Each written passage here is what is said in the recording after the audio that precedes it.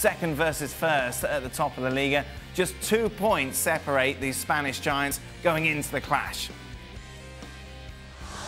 Not ideal preparation, though, of course, for Real Madrid going into the game, coming off the back of that defeat against Manchester City at home. Panic at the White House is the front page of Sport. I want to welcome in Sid Lowe to the show. Sid, how much does that headline ring true to actually how Real Madrid are feeling going into this game?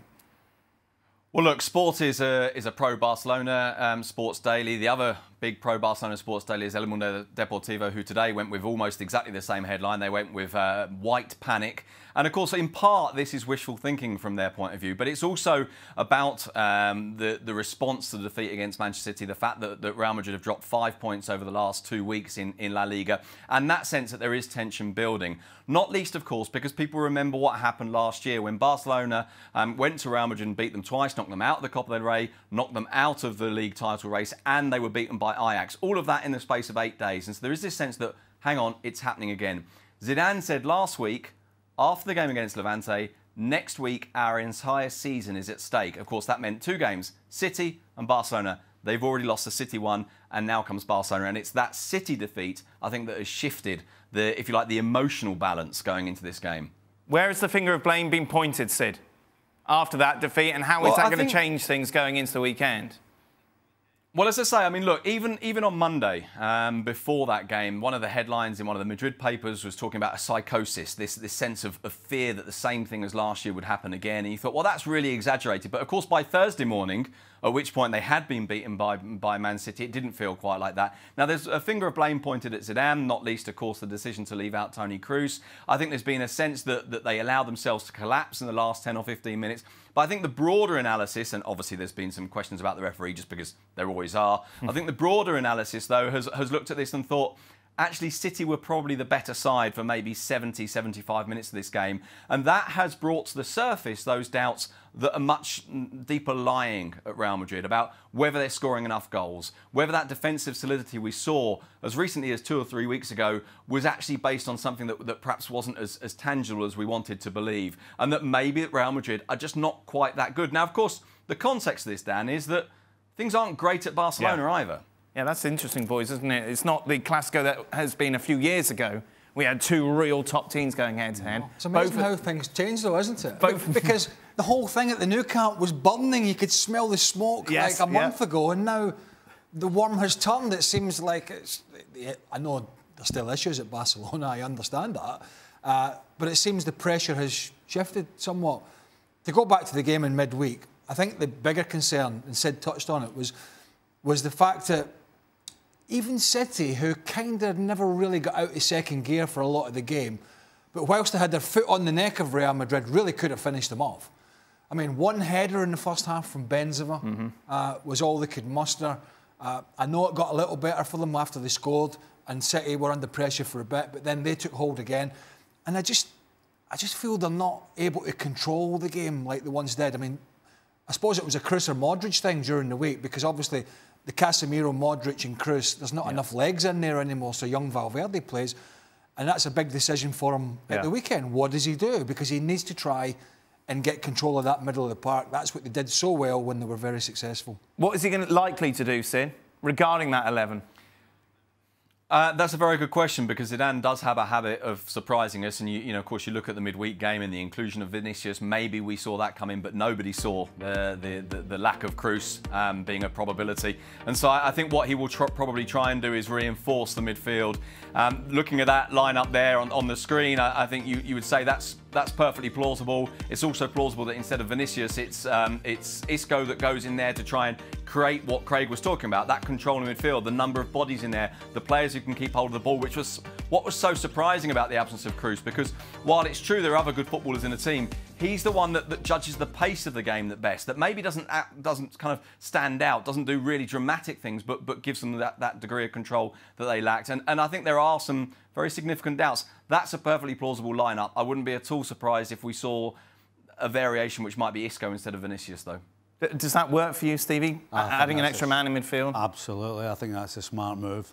It's, you know, Sid was talking about, they said there's 2 games for the season and one's gone and they've lost it. They can't afford to just go gung-ho to the wind and open up. So playing 2 up front and keeping it with 4 in the middle, I think it's a smart move, because Barcelona haven't been particularly strong in the middle of the park either. We know defensively they can be vulnerable, so it would make sense to be solid and then either hope that you can create, which you haven't done recently, or that they can make a mistake. I think that's a smart move. It would be. Meanwhile, for Barcelona, Sid, they come into the game not exactly flying either. Craig mentioned the problems off the field, but also that game against Napoli was pretty boring.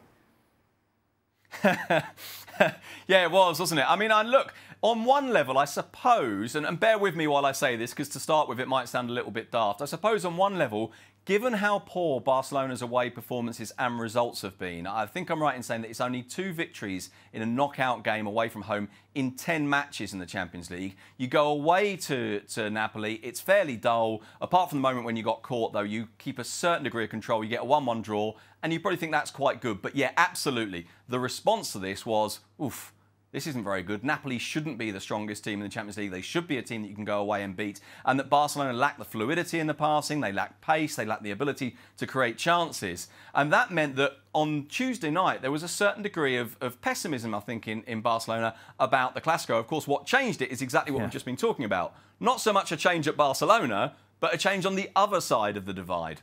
How much does that play in the psyche of a player going into these big matches? Well, the fact that you get a draw against Napoli, people are critical of you, but then you see your opposition lose 24 hours later. Does that play its part at all in the locker room, in the preparation? Do you know, I think from a player's point of view, I'm not quite sure it does. Right. You've still got to go and do the job. In some sense, it might have been better for them if they'd played well against Man City and beat them, and then were a little bit cocky about it. Whereas now, they're under a little bit of pressure, Real Madrid, from their coach and from their fans and from the media in that part of Spain. And they're now looking for a reaction. So it's a little bit of a kick up the backside for them to say, hold on a minute, you know, we got a bit of a doing there against Man City. We need to up our game, change tactics, change players. And I think that's what we'll see from Zidane. Players are so used to forgetting about the last one and you're coming on to the next one. You know, if you talk to any coach, that's all they talk about.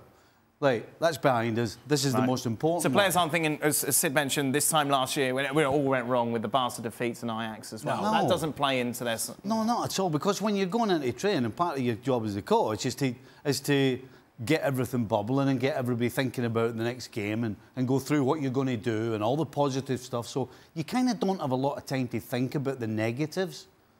Because if you did, then that would be a problem. Players are used to just putting aside whether it's good or bad, because if it's good, they'll go, right, you don't get anything for the next game because you were great, so you're concentrating on what you have to do, regardless of the opposition, to win the game. This is Quique Setien's first Clásico, of course, in charge of Barcelona. Sid, he hasn't made that much of a difference, really, has he? Well, I don't know. I suppose let's start by saying, in what way do you want him to make a difference? In terms of the results, I think there hasn't been a huge difference, although, of course, we will never know how the results would have gone with Valverde.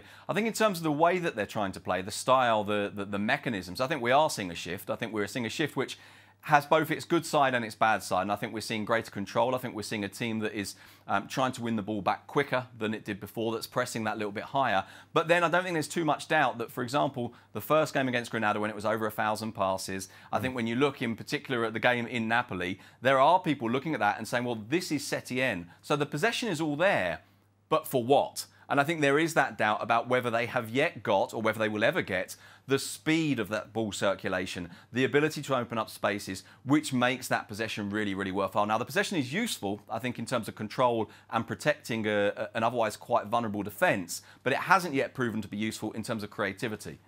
Are we expecting the same starting 11, Sid, as the one that drew in Italy?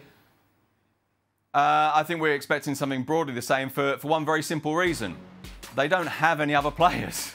I mean, they genuinely, you know, they really don't have players. Barcelona, I think it's 15 first-team players available for this game. You look at that team sheet there, we have the doubt about Piqué. He did train today, so he may well start, in which case it'll be him with Umtiti or Longley rather than those two together.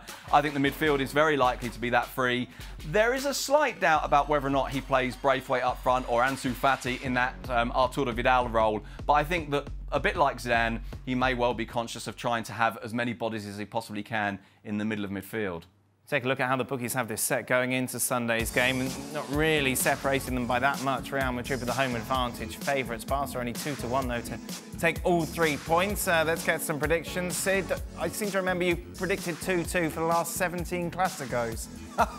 That is exactly right, and that is how I intend to proceed always. By the way, I can give you some stats though that are quite interesting in this game. We'll be the judge of that. You know.